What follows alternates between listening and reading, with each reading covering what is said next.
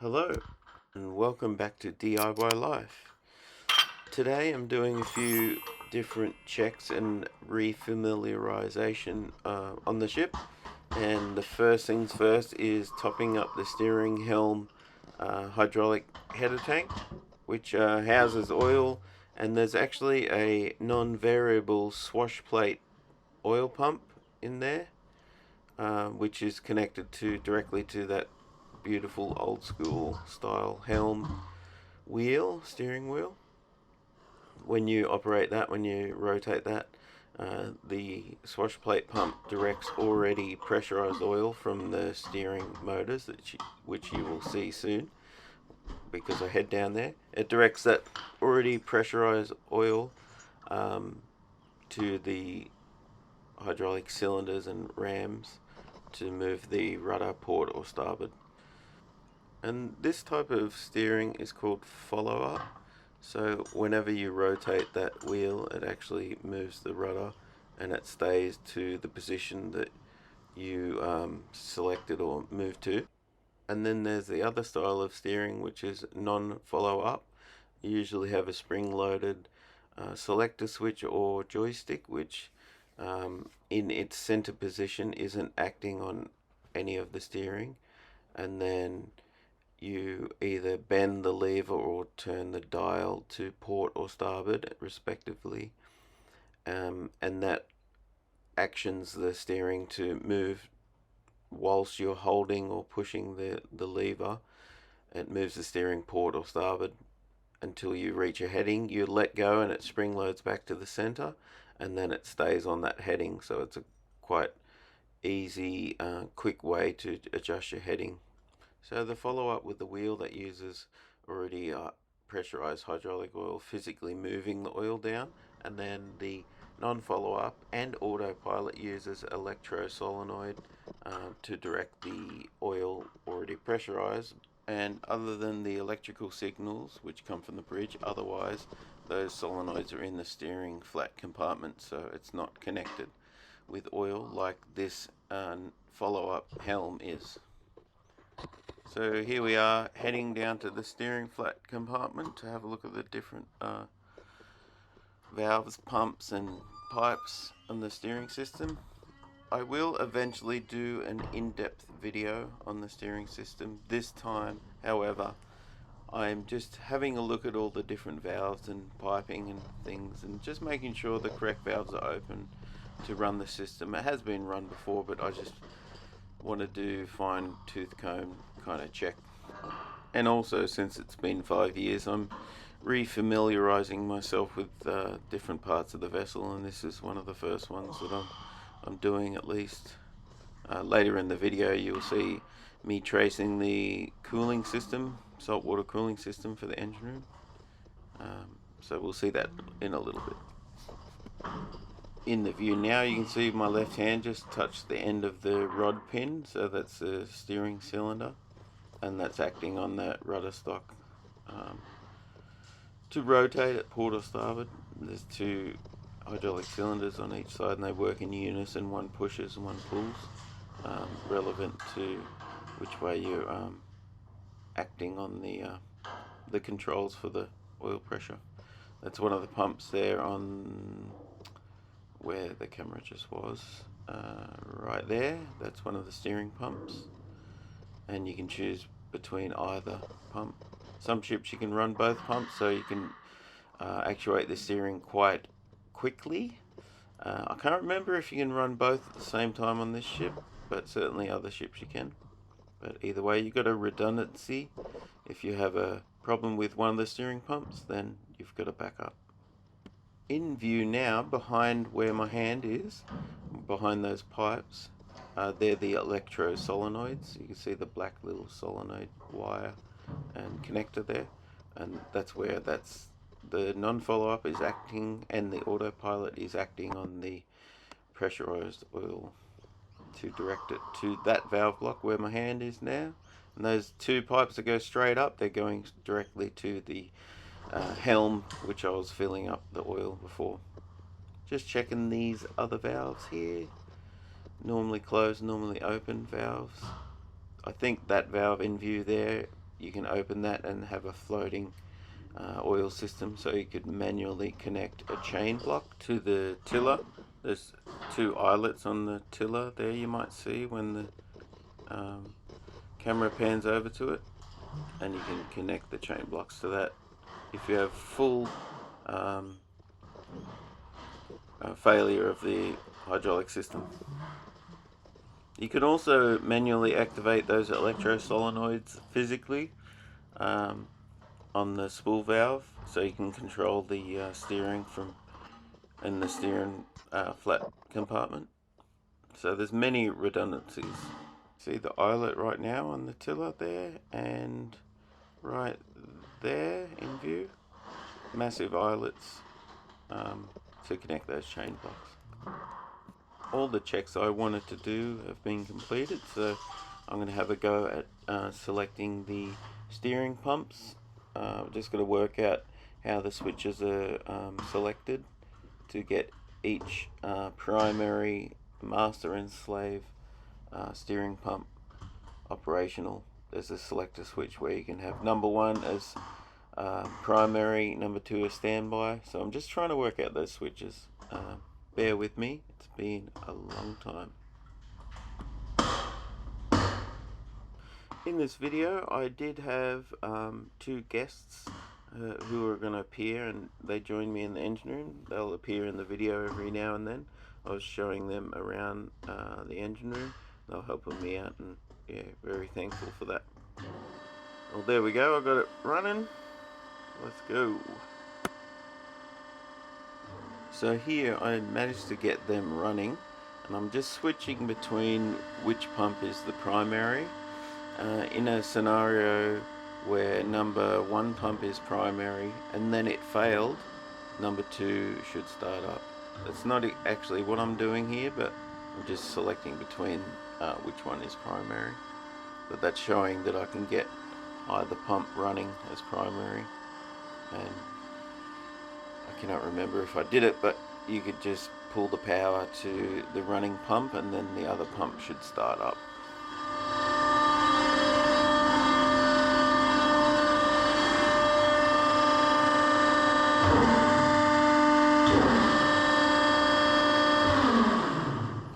Well, I'm happy with that, so I'm going to continue and have a look at the next system I want to check. So here we go. So on this day we did actually try and start up the whole engine room. So I'm opening the seawater intake to the main engines. This little valve that I'm just going to put my hand on, that one, that is air vent for the sea chest, the upper sea chest. That vents any air that comes into the sea chest from rolling seas and stuff like that. The valve is seized. I don't know if it's seized open or shut, so adding that to the work list.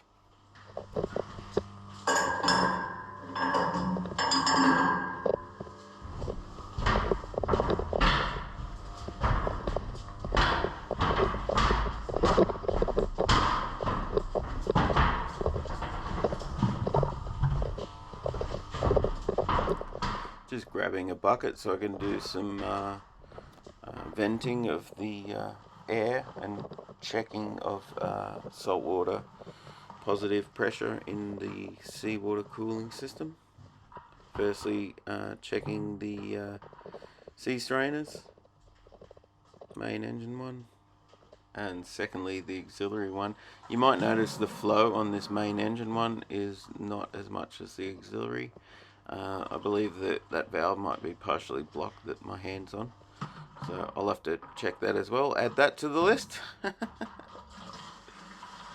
See so much more flow out of that one.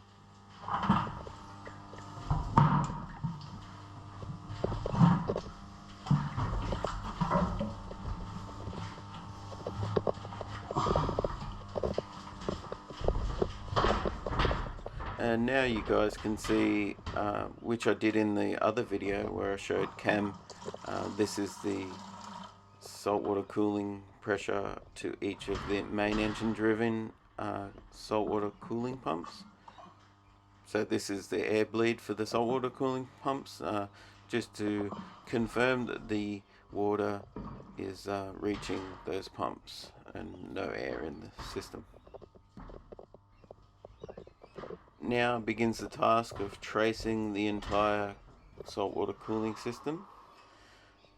There's many pipes going different ways, and those two pipes go to each of the charge air coolers or intercoolers, but from now on I'll call them charge air coolers. They actually have thermostats that delineate and supply the cooling water to the charge air coolers. Once the temperature sensor in the charge air cooler is sensing a certain temperature of intake air, then it will open the saltwater cooling. You can adjust the temperature that it regulates, and then furthermore that cooling water then goes through the oil cooler and then jacket water cooler, which I just traced out there, and then lastly it goes to the overboard valve, which I'm checking here is either open or closed. It looks like it's closed, so just opening that there.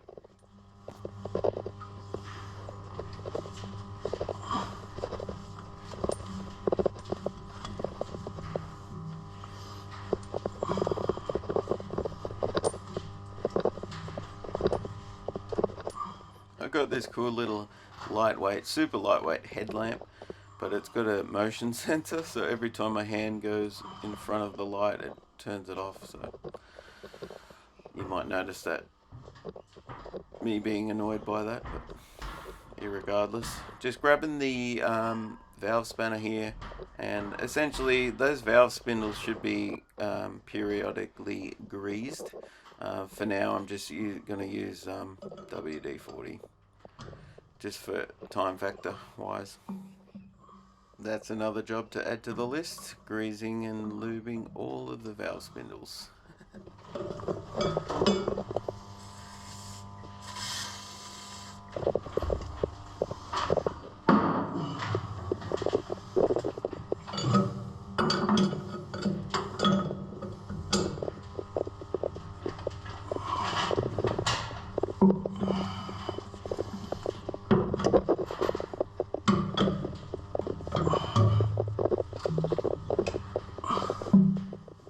Like some of the other videos, I've chosen to leave this kind of long form-ish so you can see the amount of time and effort goes into doing, the smaller tasks, even just opening a valve, The other valve I opened in the other video was a lot harder than this, but like everything takes time, and when people say, oh, get the ship ready, blah blah blah, it's like there's a lot of things to do, and even just a couple of little things take a lot of time, if you know what I mean. You'll hear me grunting and and straining. Sometimes you've got to be a little bit of a contortionist, and my body type is certainly not flexible for that, but I get by. It's just can be challenging, especially these overboard valves, getting up into the space and having the room for my shoulders to exist there and get the work done. But yeah, it's a bit of fun. Also, apologies, this was the first time I've used the GoPro with a headlamp both on my head, and I realised after the fact that there's this rubbing sound of the headlamp and GoPro moving between each other, so I'll try and rectify that for the next video, but I am aware of it, and I guess it's just a part of this video for now, so we'll just have to deal with it. There I am slapping away at the motion sensor to get my headlamp back on.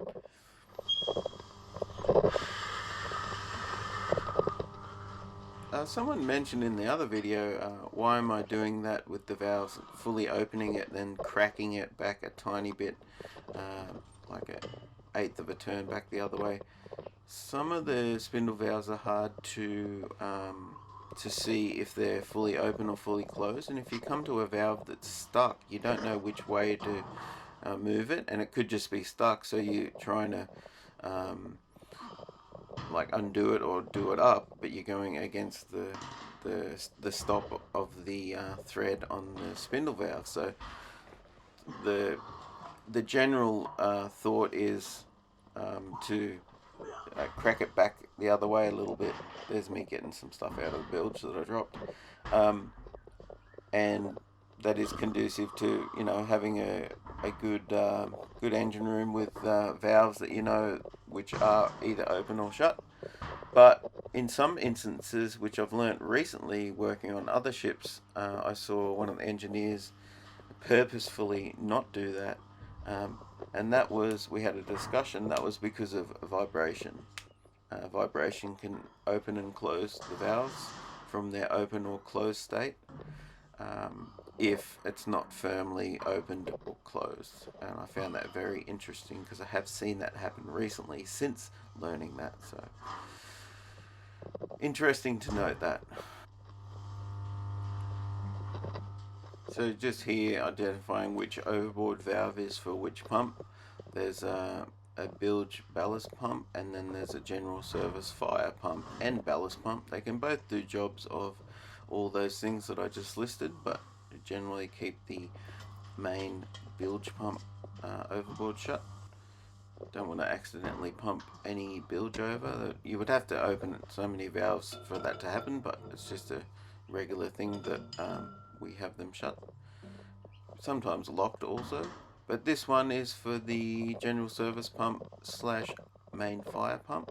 So we want to have that overboard always open. In case of a fire, you can just press a button on the bridge or locally in the engine room and have pressure in the fire hydrant system.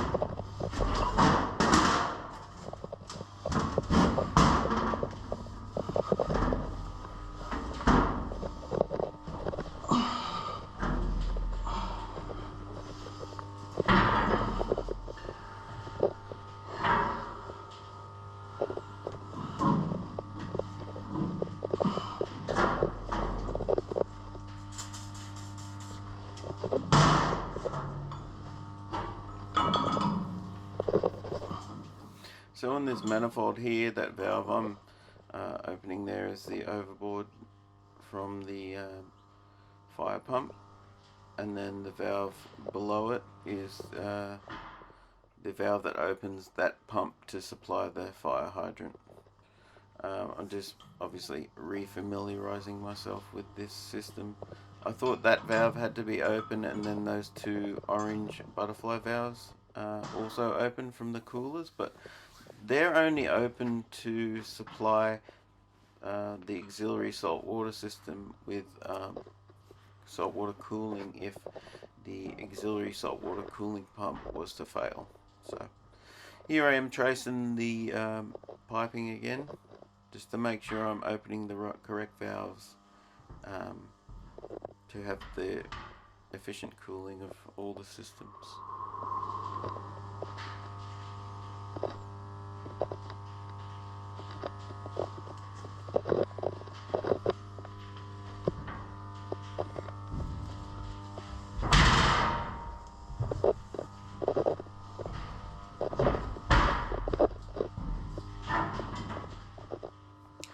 There, those two orange butterfly valves that I was talking about come from the charge air cooling system.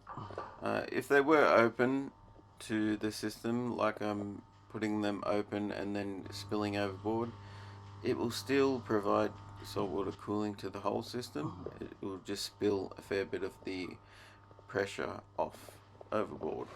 So it's just relearning the system to make sure I know exactly which valves to open to have the efficient saltwater cooling system operating the best way.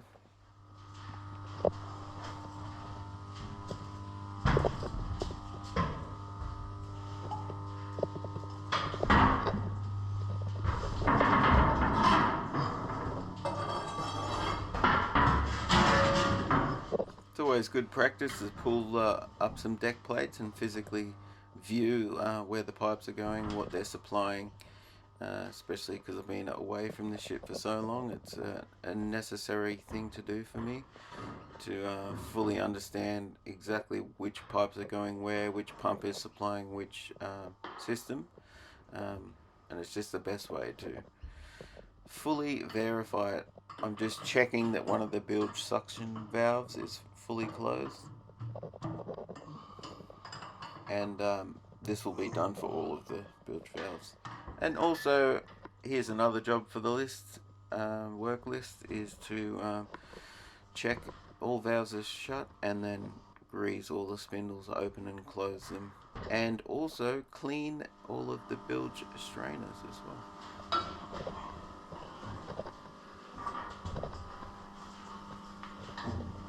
Just having a look at the low C suction intake valves, and this one that's striped with red is for the intake of the fire main pump.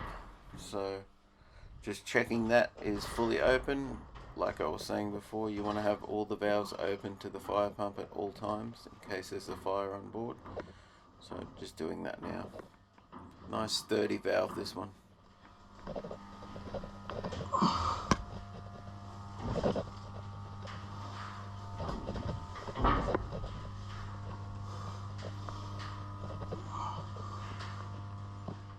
Again, tracing where that pipe from that intake water goes. It goes to that red handled valve, which also supplies the bilge ballast pump, which can also act as a fire pump, but I don't want to activate that.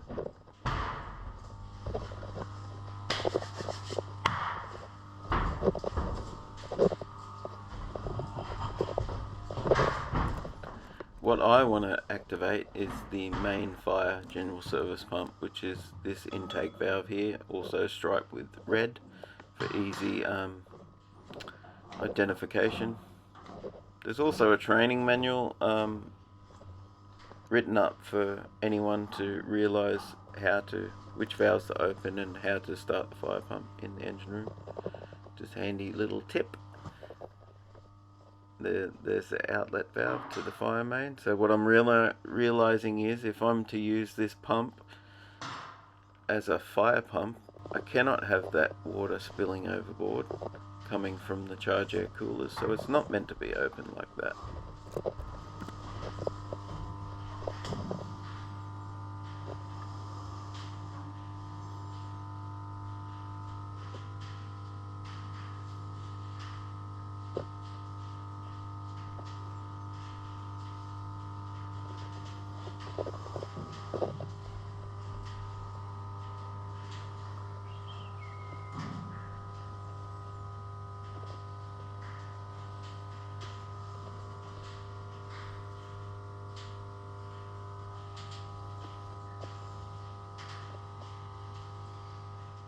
So just here re-looking at the system and slowly realising that I should be shutting that black valve and opening the red striped valve, so that fire pump can actually operate as a fire pump when needed.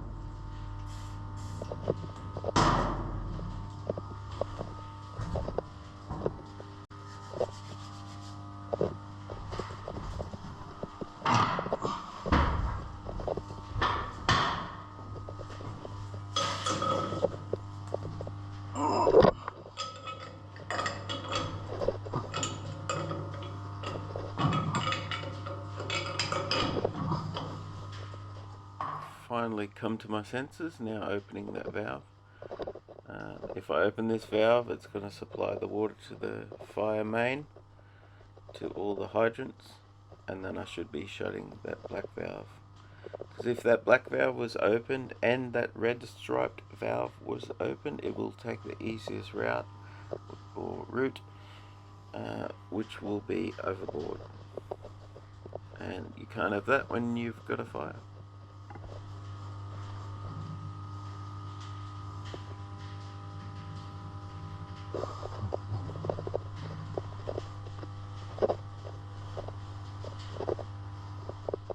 So just reopening that striped valve to supply the fire main, and although I haven't done it right now, I did shut the black overboard valve so as that fire pump will operate normally.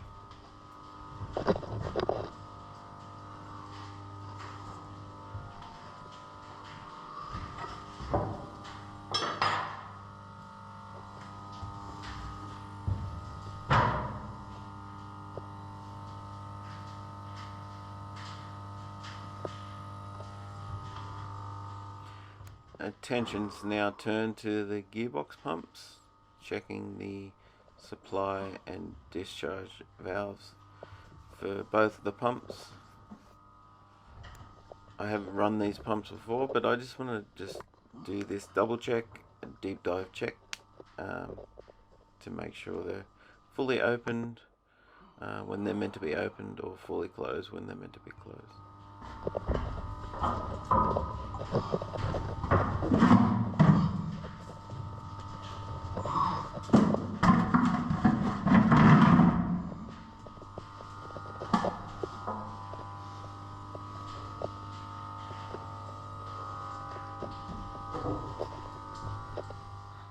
Just tracing the saltwater flow through that gearbox oil cooler.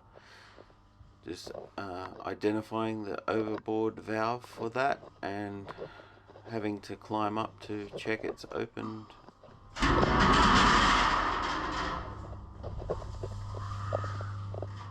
This is one of the contortionist type spots to get in.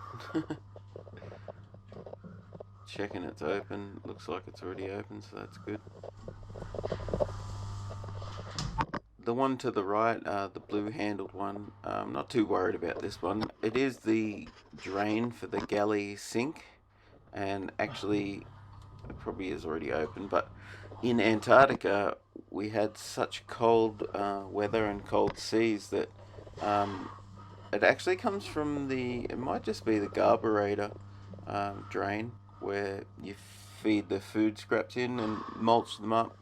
I guess you guys in America call them disposal units in the bottom of your sink. We don't have them in Australia that I've ever seen. We probably could get them, but yeah, we got one of those on board the ship, and it was being used, and it was in such cold weather and cold seas that it froze up and froze the valve, and then they just couldn't use it.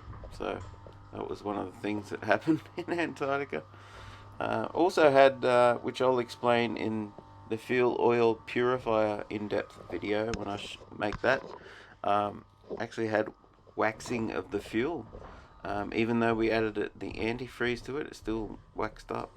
That was the second Antarctic campaign. The first one we added the antifreeze and it didn't wax up, so interesting.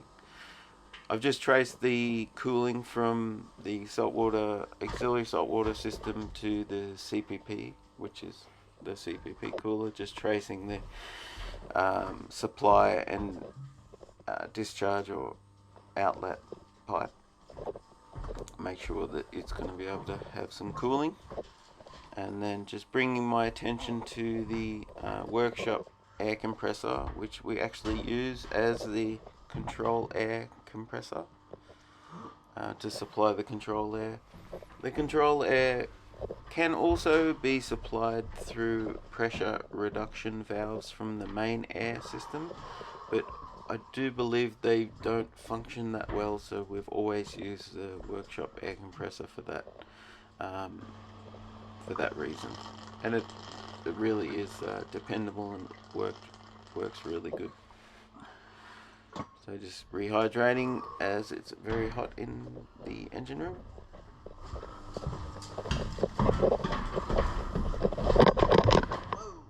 And always be careful going downstairs because you can slip like that.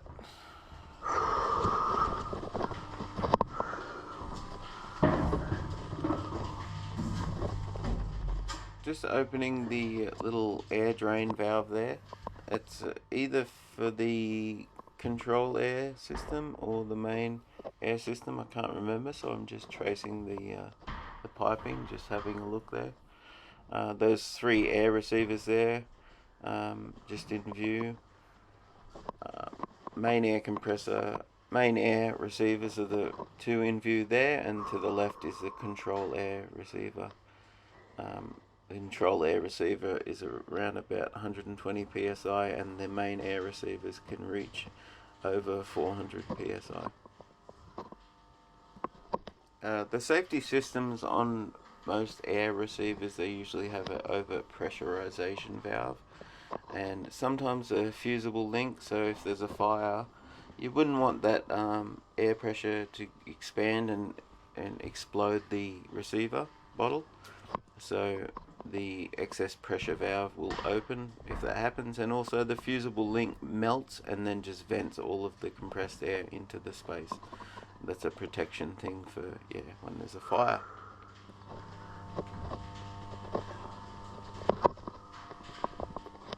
Just tracing out the cooling system for the main air compressors. I've identified the outlet, so I want to make sure that the outlet valves are open overboard, which I did check that earlier, so I knew that was still open. And then just got to identify the supply valve, that's it there, and then see where that pipe comes from and the valves are open, if the valves are open to that, to supply those valves.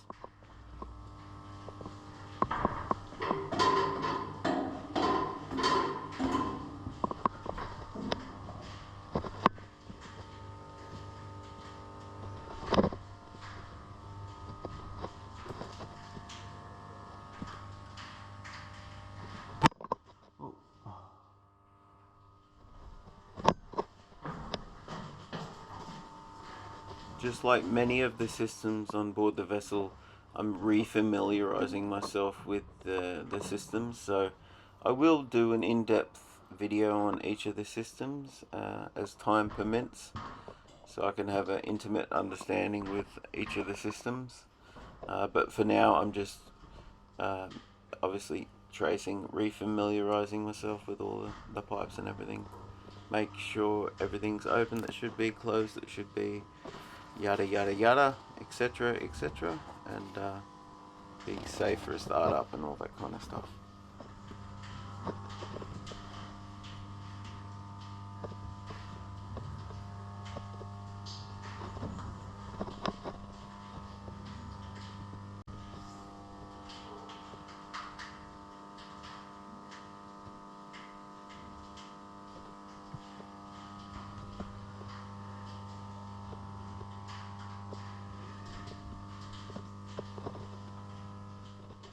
Yeah, just checking the jacket water for these main air compressors, and this is the jacket water header tank there. Checking the valves, checking the level. Outlet valves to each compressor are open.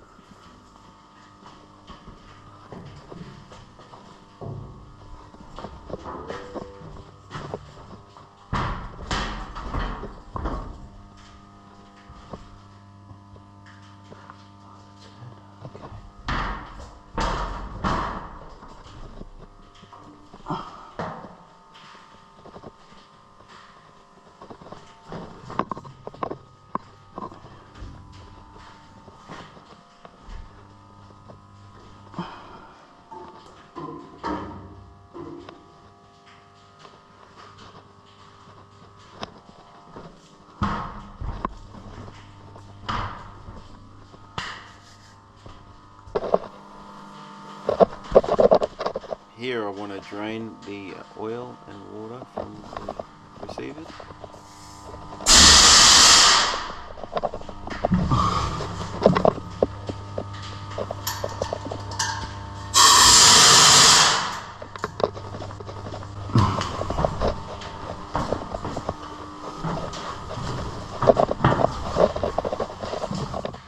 noticed me counting down with my fingers. I was going to do an ASMR video, but I realised that commentary is a lot more valuable.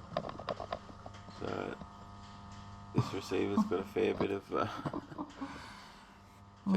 condensation and stuff, and a little bit of oil in it, so it's obviously not charged up with air, so I'm going to re-energize it and drain it.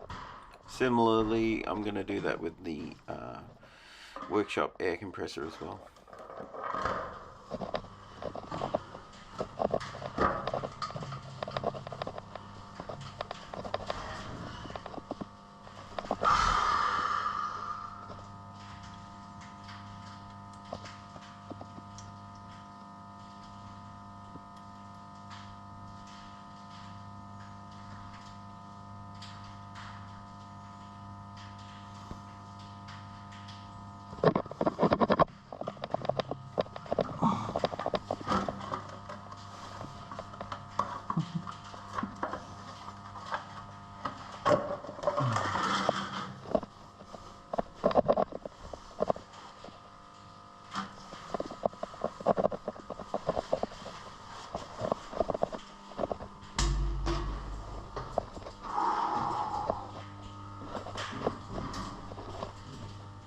Again, checking pipes and valves. I believe that valve is fully open. It's just stuck. It's never shut, never ever shut. It's the outlet valve to the systems, so it's never been shut in a very long time. So just leaving it the way it is, because it is supplying control air.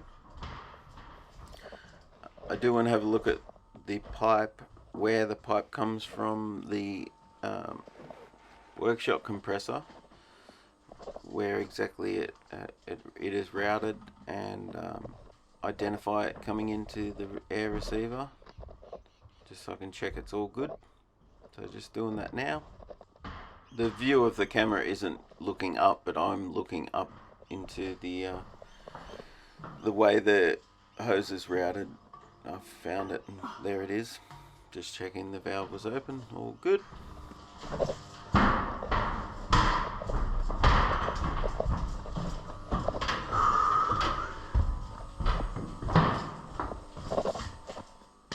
Okay, now to check the workshop compressor.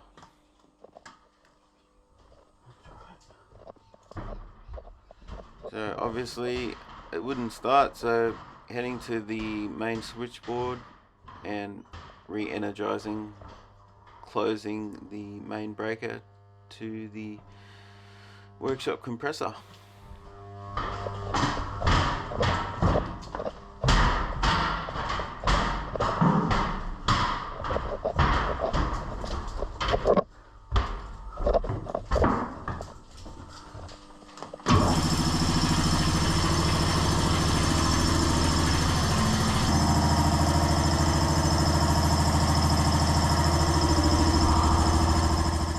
So now it's running. I want to open the condensate drain at the bottom of the tank, bottom of the air receiver, and see how much moisture and oil and crap is in there.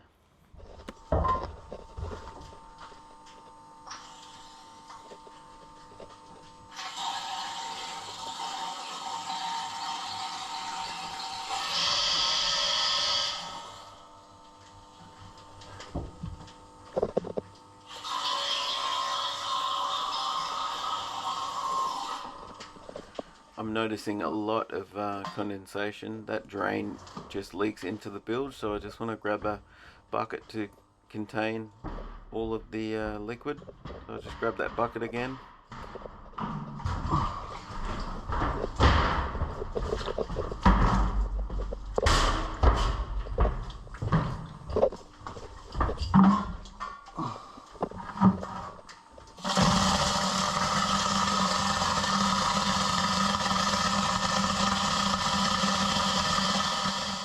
As you can see, lots of condensation there. What I'm going to do is, I don't want to waste too much of the compressed air, so I just want to throttle that valve to the smallest amount that it just leaks the condensate and not much of the compressed air. while I'm here waiting, I'm just having a look at the 24 volt fuse panel here, noticing some missing fuses, but having a look at the legend there, or the info sheet there, and noticing that it's not used anymore for a certain reason, so just double checking that. So back to business.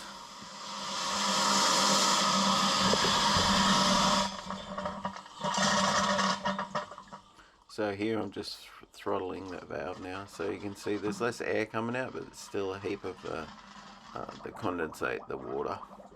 So I'll just leave that there with the smallest amount of flow, so we can get all of the condensate out and not much air.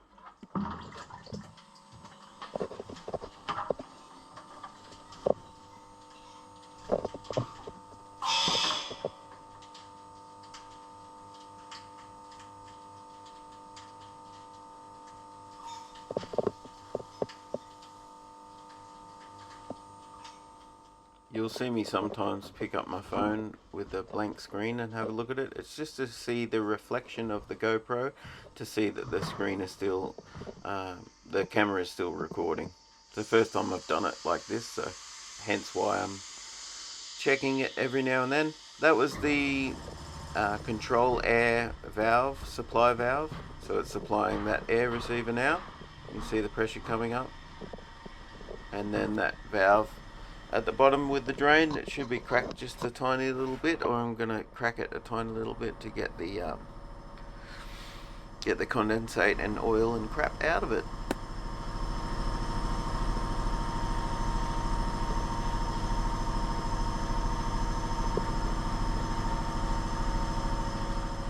Just having a look at the pipe work and taking the view over to the pressure reduction valves, pressure reducing valves from the main air system that would reduce the pressure from up to 400 psi down to about 120 to supply control air to the control air receiver. Just checking those valves were shut.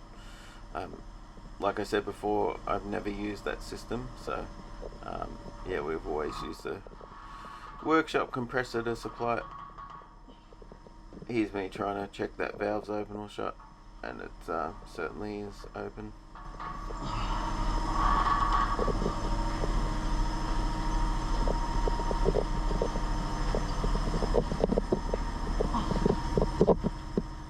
So now the receiver's charged up again. I just want to check this drain and put my little tray under there to capture everything. And again, I'm gonna just slightly crack this valve so it just leaks out ever so slightly the condensate, so I don't have to waste too much air, too much power compressing the air.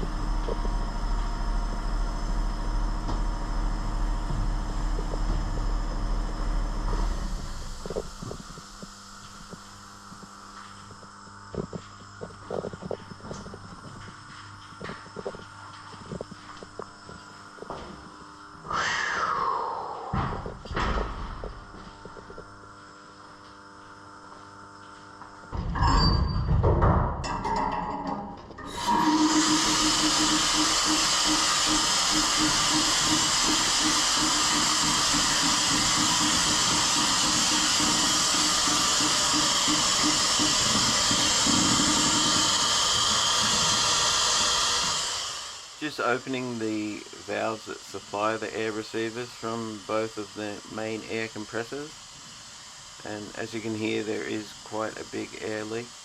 I believe it is to do with one of the unloader valves, which when you shut off the main air compressor, it purposefully spills the air that the compressor was compressing to unload the electrical motor and pump. So I believe that's stuck open for some reason, so I'm just trying to isolate that air valve to that. And then today I won't run that compressor, but that's adding another job to the list, which is ever growing. But irregardless, I will check the lube oil in both compressors. I am joined by Melina, who came into the engine room just to have a look at the setup in the Steve. She's going to be training as a GPH and very interested in engineering stuff, so I was happy to show her all the different systems on the ship. So I'm just checking the lube oil level in number 2 main air compressor. Number 2 main air compressor will be the one I'm running today. I'm going to isolate the power to the number 1 compressor, and then I'm going to select the selector switch on the control panel to make number 2 compressor the master.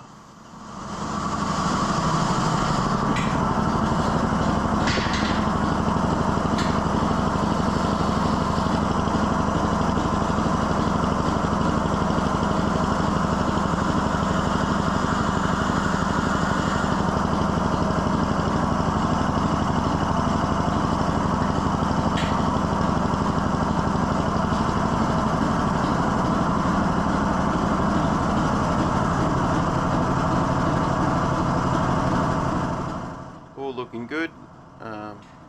Back in operation, it's charging up the air receivers with compressed air. Just checking the main air valves, outlet valves that supply the main air start are shut.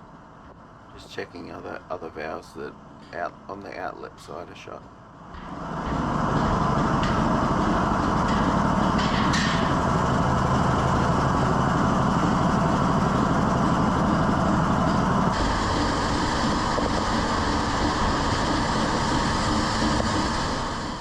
Yeah, just chucking my hand on the block of the compressor, see how hot it is, and also the cooler to see if it's actually taking heat energy out.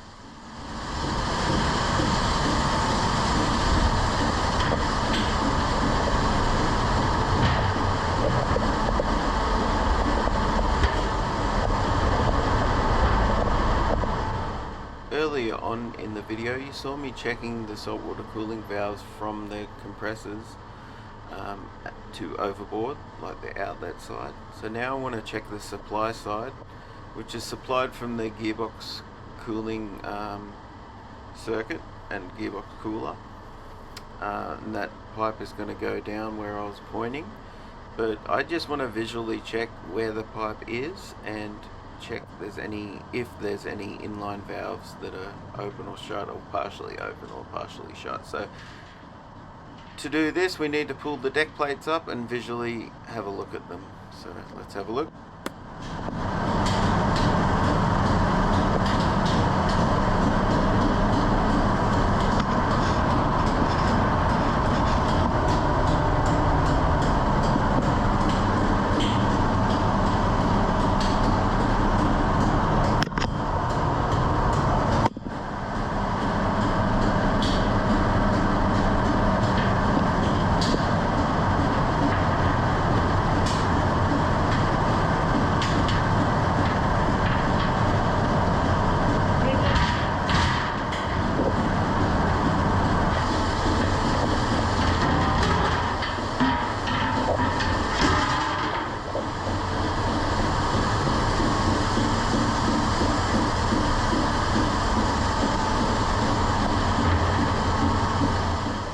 Sometimes tracing these pipes requires you to get inside the bilge, so just wiping off some of the stuff so I don't get too oily.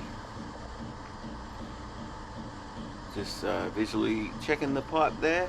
I don't see any extra valves in line, so all looking good. And it is a very good thing to, visually see the exact pipe which is supplying the exact thing. It gives you peace of mind as an engineer that you know exactly which pipe does what.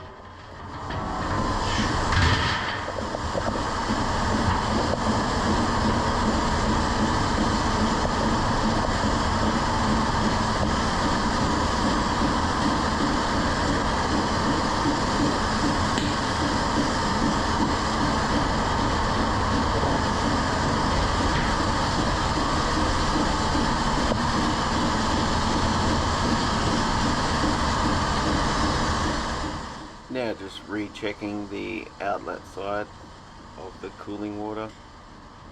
Just tracing that pipe, and that's going to go overboard to the overboard valve, which I've already checked that was open, so it's all good. Now to check the fuel oil supply system.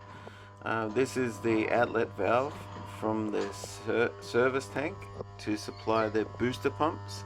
Just checking the inlet outlet valves on these. These booster pumps supply the header tank, which is stationed above the main engine. These booster pumps will run constantly and overflow back into the service tank. I'm just checking the supply valve for the fuel oil to the number 1 generator, prime mover engine. Now we can go up and have a look at the header tank. This is the outlet for the 2 main engines. Yeah. That's open. Quick closing. We won't touch. To generators, it's open. Yep.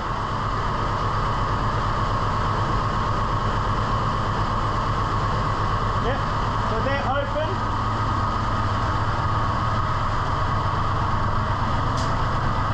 This line comes from the booster pumps, which come from the settling tank.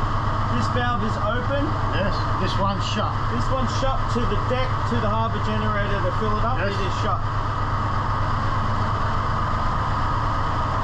These are the excess fuel from main and generators. Huh?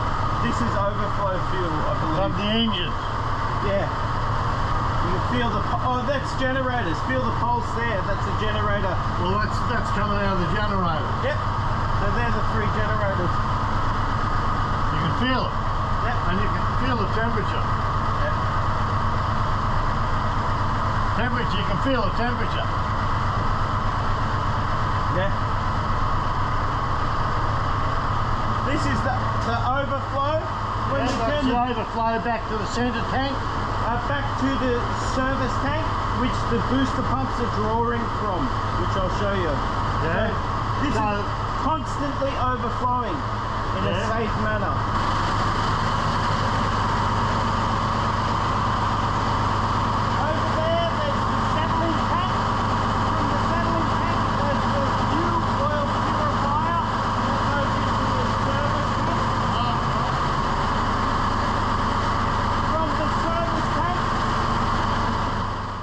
You'll see here Roscoe traces the fuel piping, exactly what I've been doing, and that's the thing you've got to do with new ships, re-familiarization or learning a new ship, so it's really good. From the service tank we've got an outlet. That's the starboard bucket tank outlet, so shut that. Service tank outlet, so that's open. That supplies this line to the booster pumps. Those valves are open. Yep. Booster tank outlet valves open.